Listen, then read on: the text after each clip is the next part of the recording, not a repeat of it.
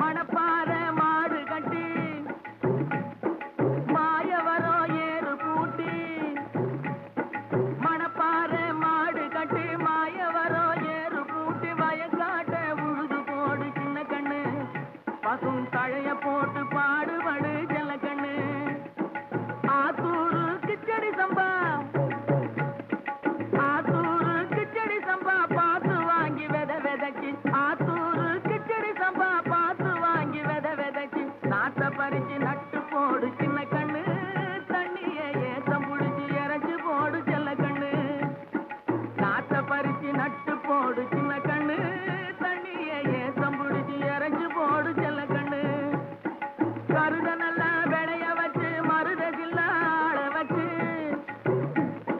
கருத நல்லா விளைய வச்சு மருத சில்லாள வச்சு அறுத்து போடு களத்து மேட்டில சின்ன கண்ணு நல்லா அடிச்சு தூக்கி அளந்து போடு செல்ல கண்ணு பொதிய ஏற்றி வண்டியில பொள்ளாச்சி சந்தையிலே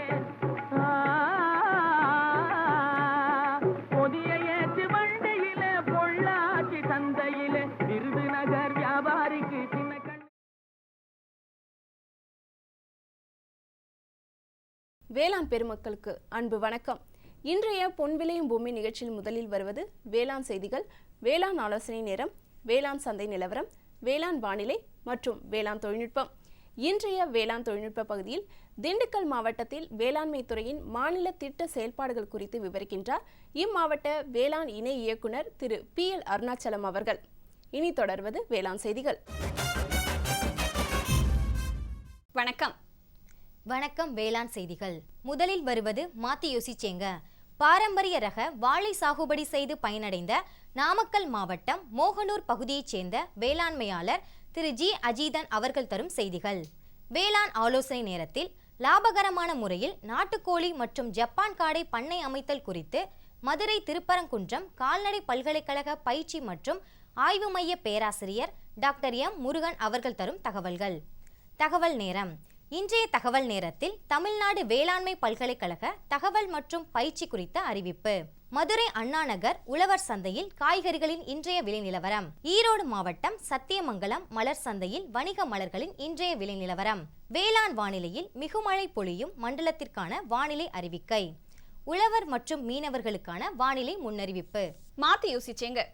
இயற்கை முறையில் பாரம்பரிய ரக வாழை மரங்களை சாகுபடி செய்வதனால் பூச்சி மற்றும் நோய் தாக்குதல் மற்றும் நூற்புழுக்கள் கட்டுப்படுத்தப்படுகின்றன. இதனால் மண்ணின் வளமும் பாதுகாக்கப்படுகின்றது. அந்த வகையில் பாரம்பரிய ரக வாழை சாகுபடி செய்து பயனடைந்த நாமக்கல் மாவட்டம் மோகனூர் பகுதியை சேர்ந்த வேளாண்மையாளர் திரு G அஜீதன் அவர்கள் தரும் செய்திகள்.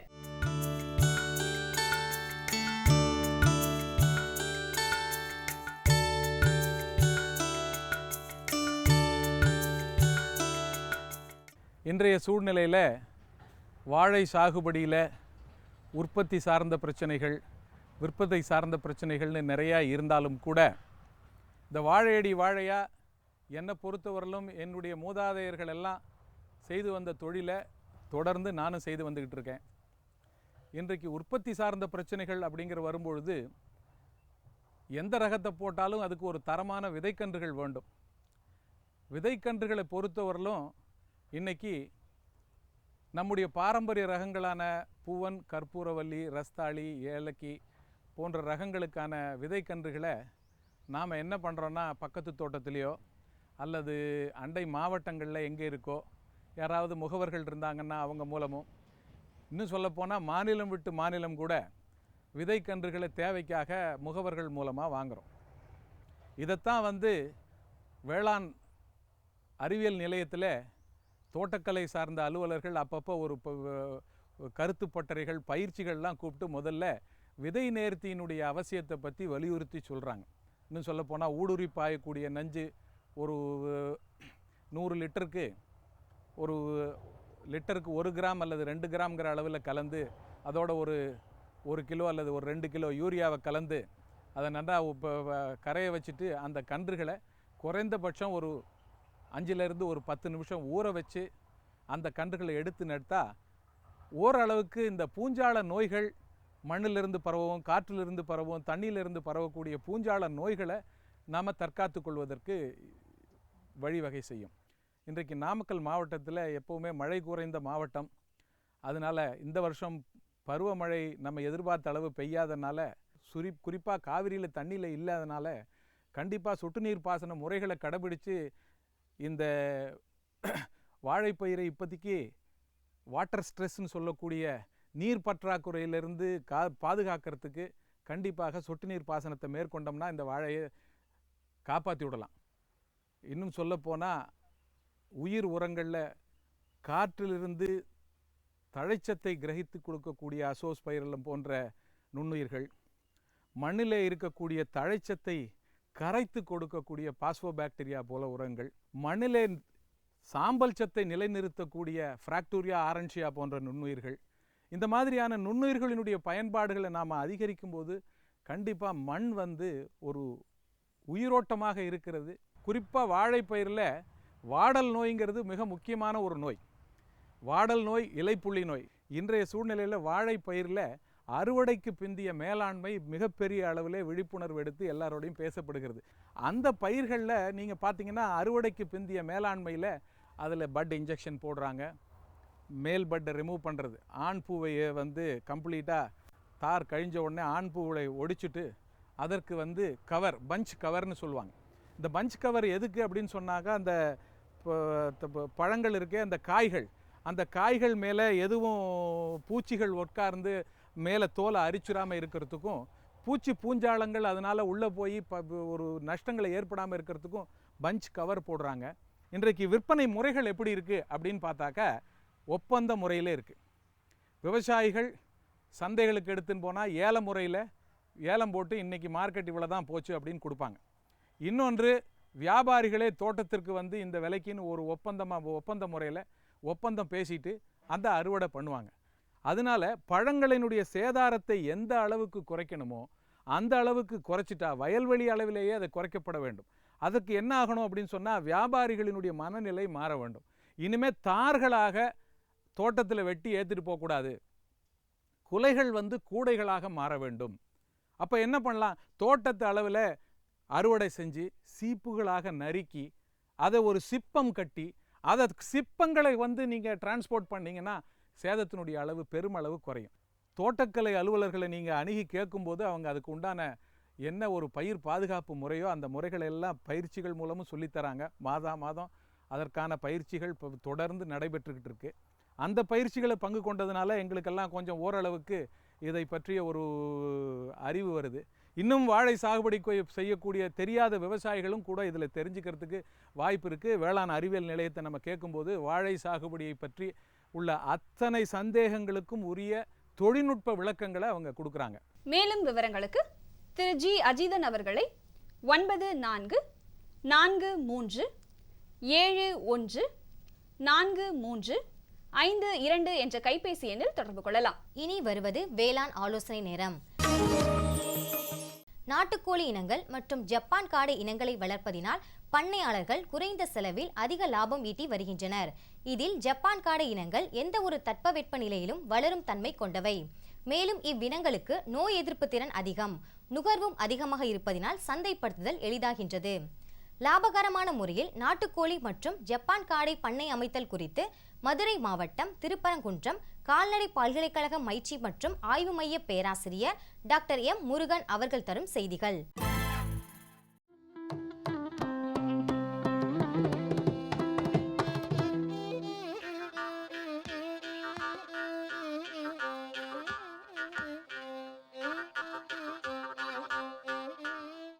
வணக்கங்க ஐயா. வணக்கம் சார்.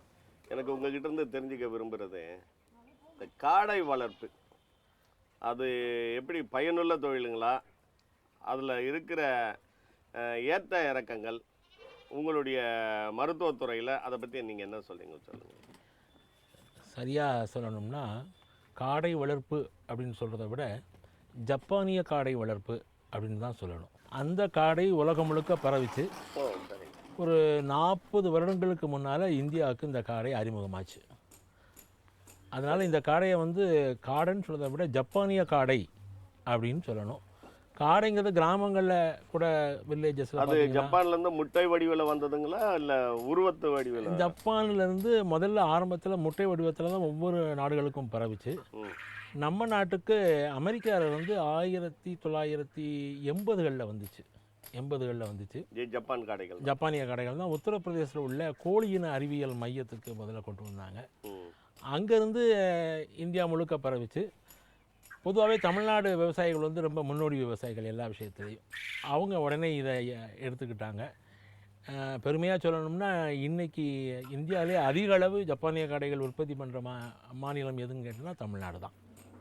ஜப்பானிய காடைகள் பொதுவாக இறைச்சிக்காக பெருமளவு வளர்க்கப்படுகின்றன, முட்டைக்காகவும் வளர்க்கப்படுகின்றன. இறைச்சி மக்கள் மத்தியில் இப்போ பிராய்லர் கோழி இறைச்சிக்கு மாற்றாக நாட்டுக்கோழி இறைச்சி சாப்பிட்ற மாதிரி இதை ஒரு மாற்று இறைச்சியாக மக்கள் கருதுகிறாங்க. இதோட டேஸ்ட்டு அதை சுவை நல்லா இருக்கனால, ஒரு தனித்துவமாக இருக்கனால அளவில் சிறுசாக இருக்குது.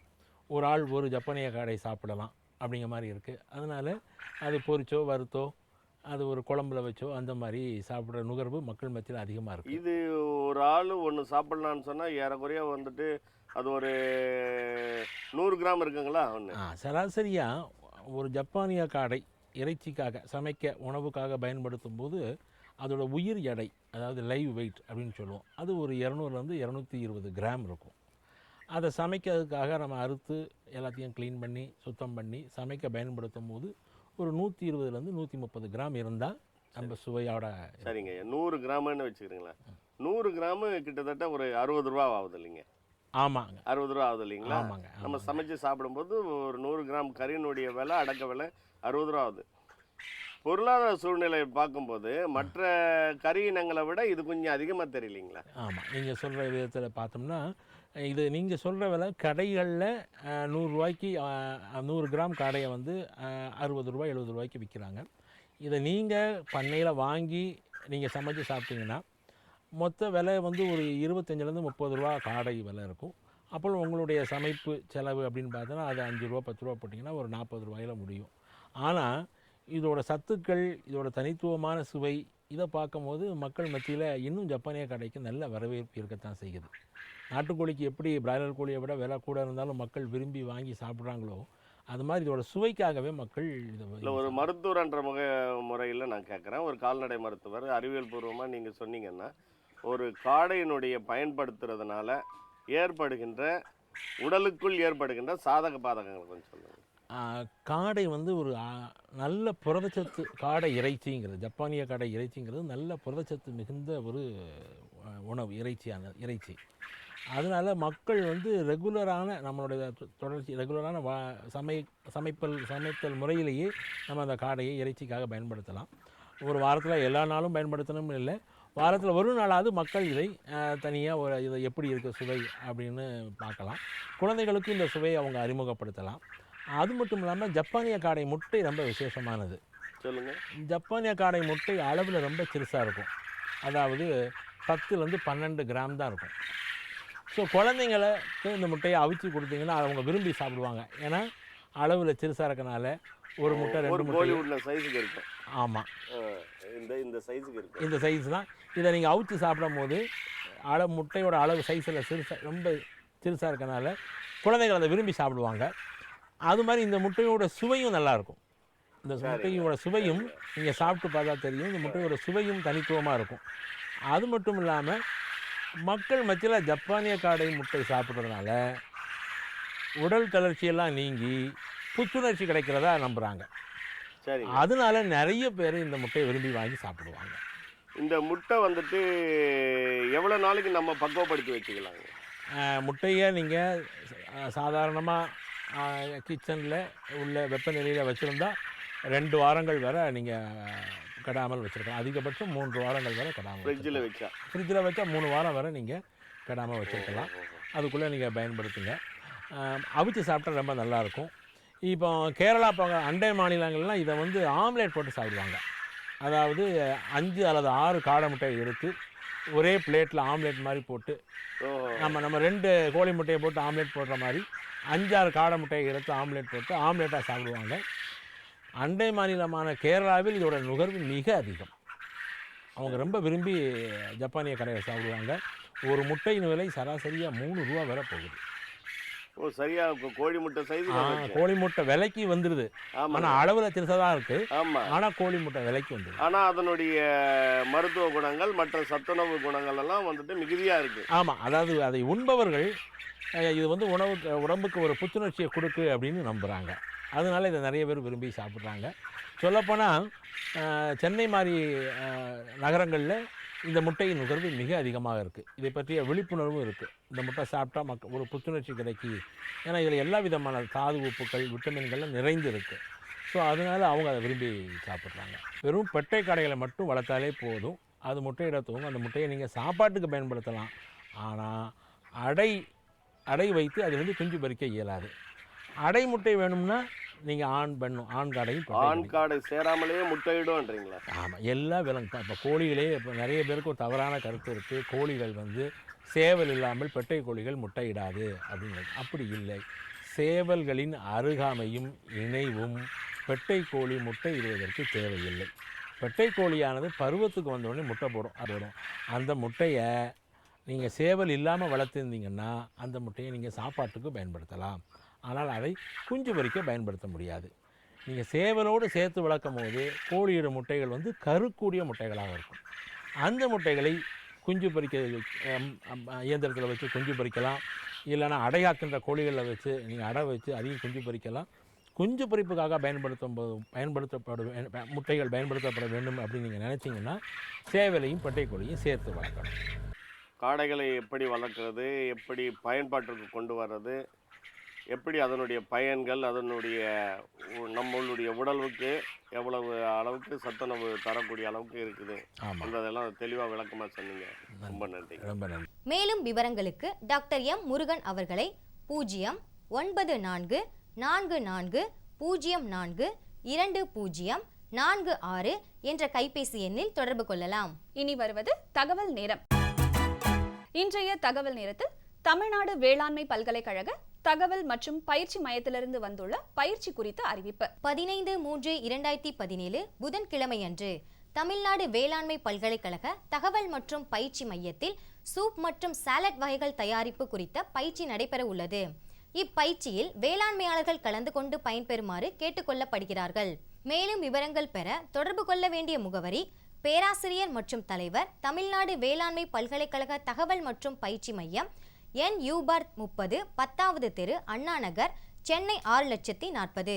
மேலும் தொடர்பு கொள்ள வேண்டிய தொலைபேசி எண் 0442626384. விளம்பர இடைவேளைக்கு பிறகு வேளாண் செய்திகள் தொடரும்.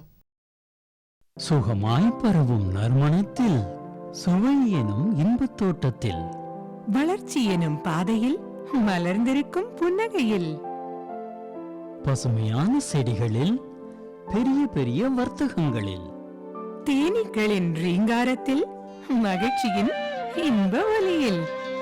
NHM தோட்டக்கலை இயக்கம். எங்கள் விருப்பம், உங்களது புன்னகை. இனி வருவது வேளாண் சந்தை. மதுரை அண்ணாநகர் உழவர் சந்தையில் காய்கறிகளின் இன்றைய விலை நிலவரம். கத்தரிக்காய் 1 கிலோ 28 ரூபாய்க்கும், வெண்டைக்காய் 1 கிலோ 30 ரூபாய்க்கும், அவரைக்காய் 1 கிலோ 60 ரூபாய்க்கும், சின்ன வெங்காயம் 1 கிலோ 48 ரூபாய்க்கும், பெரிய வெங்காயம் 1 கிலோ 15 ரூபாய்க்கும், பச்சை மிளகாய் 1 கிலோ 20 ரூபாய்க்கும், தக்காளி 1 கிலோ 26 ரூபாய்க்கும், இஞ்சி 1 கிலோ 32 ரூபாய்க்கும், கீரைகள் 1 கிலோ 18 ரூபாய்க்கும், கருவேப்பிலை 1 கிலோ 44 ரூபாய்க்கும், கொத்தமல்லி 1 கிலோ 26 ரூபாய்க்கும், புதினா 1 கிலோ 26 ரூபாய்க்கும் விற்பனை செய்யப்பட்டது.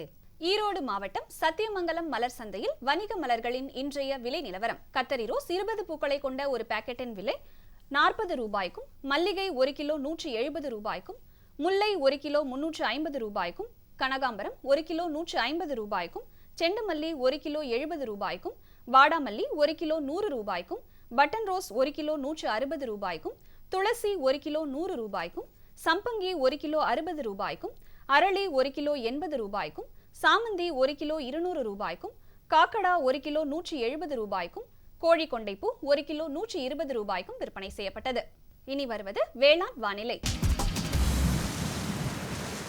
மிகுமழை பொழியும் மண்டலமான கன்னியாகுமரி மாவட்டத்தில் காற்றின் வெப்பநிலை அதிகபட்சமாக 30.6 டிகிரி செல்சியஸ் ஆகவும் குறைந்தபட்சமாக 24.6 டிகிரி செல்சியஸ் ஆகவும் காற்றின் ஒப்பு ஈரப்பதம் 61.8% ஆகவும் காற்றின் வேகம் மணிக்கு 3.2 கிலோமீட்டர் ஆகவும் மண்ணின் ஈரப்பதம் 15 சென்டிமீட்டர் ஆழத்தில் 26.7% ஆகவும் மண்ணின் வெப்பநிலை 15 சென்டிமீட்டர் ஆழத்தில் 27.8 டிகிரி செல்சியஸ் ஆகவும் மழை அளவு 0.1 மில்லிமீட்டர் ஆகவும் சூரிய கதிர்வீச்சு 559 கலோரி பெர் சென்டிமீட்டர் ஸ்கொயர் ஆகவும் வளிமண்டல அழுத்தம் 1004.1 ஹெக்டா பாஸ்கல் அளவாகவும் இலையின் ஈரப்பதம் மணிக்கு 3.4 ஆகவும் இருந்தது.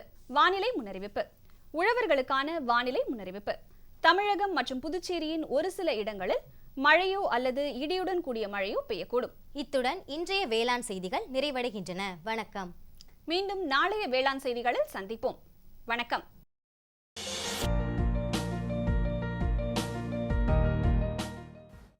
வேம்பு கலந்த யூரியா.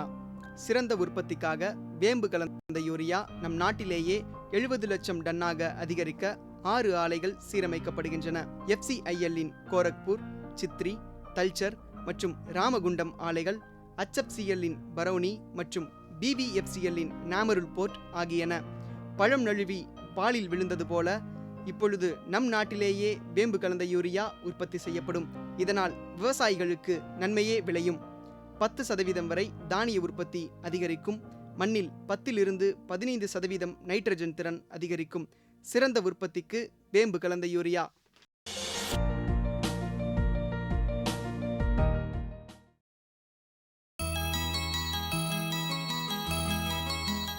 மத்திய மாநில அரசுகள் வேளாண்மையாளர்களுக்கு பல்வேறு திட்டங்களை வேளாண்மை துறையின் மூலம் செயல்படுத்தி வருகின்றது. அந்த வகையில் திண்டுக்கல் மாவட்டத்தில் வேளாண்மை துறையின் மாநில திட்ட செயல்பாடுகள் குறித்து விரிவாக விவரிக்கின்றார் இம்மாவட்ட வேளாண் இணை இயக்குனர் திரு PL அருணாச்சலம் அவர்கள்.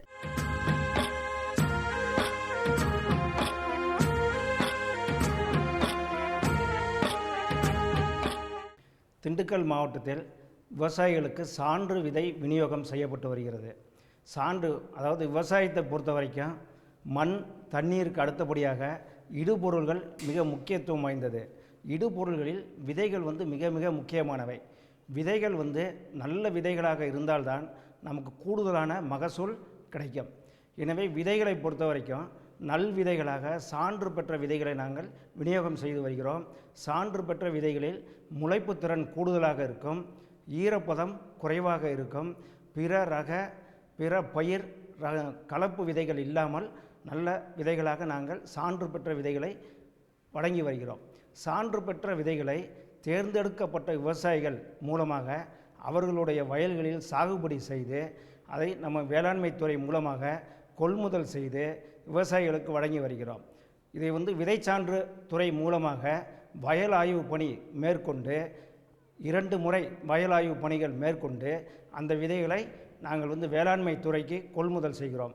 இது பிற ரக பயிர்கள், பிற கலப்பு பயிர்கள் இருந்தால் அதை கலவன்கள் என்று கூறி அதை விவசாயிகள் வயலிலே நாங்கள் எடுத்துவிட்டு கொள்முதல் செய்து வேளாண்மை விரிவாக்க மையங்கள் மூலமாக நம்ம விவசாயிகளுக்கு விநியோகம் செய்கிறோம். அதுபோன்று விவசாயிகளுக்கு விநியோகம் செய்யும்போது விதை பண்ணை விவசாயிகளுக்கு விதைகளுக்குடைய கிரயத்தொகை முக்கியமாக கொள்முதல் விலையுடன் உற்பத்தி மானியம் சேர்த்து வழங்குகிறோம். இப்போ உதாரணமாக உளுந்து விதைக்கு 1 கிலோவுக்கு 25 ரூபாய் கூடுதலாக விதைப்பண்ணை விவசாயிகளுக்கு வழங்கி அந்த விதைகளை நாம் கொள்முதல் செய்கிறோம்.